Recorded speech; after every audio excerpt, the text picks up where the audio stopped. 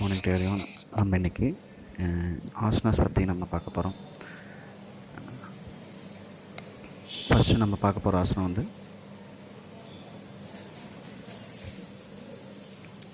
விருட்சாசனம்.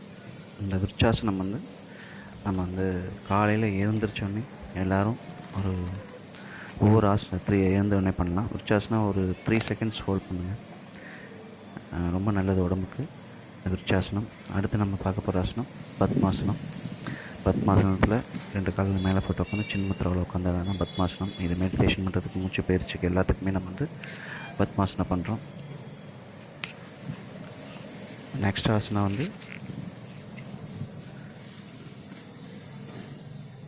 வஜ்ராசனம். வஜ்ராசனம் இது மூச்சு பயிற்சிக்கு, மெடிடேஷன் பண்ணுறதுக்கு வஜ்ராசனம் பொசிஷன்லேயும் கால்களை பின்னாடி உட்காந்து 2 கால்கள் நடுவில் உட்காரணும். இது வஜ்ராசனம். அடுத்து வந்து பச்சிமுத்தாசனம். அடுத்து வந்து நம்ம பச்சிமுத்தாசனம் பண்ணோம். கட்டை விரலை பிடிச்சி நல்லா கையை கீழே விடணும். இது வந்து பச்சிமுத்தாசனம். எல்லாத்துக்குமே மூச்சை உள்ளெழுத்து வந்து மூச்சு பயிற்சி பண்ணிக்கிட்டே தான் இந்த ஆசனாஸ் பண்ண போகிறோம். அடுத்து நம்ம பார்க்க போகிற ஆசனம் வந்து உஷ்டாசனம். உஷ்டாசனம் அடுத்து வந்து உஷ்டாசனம்.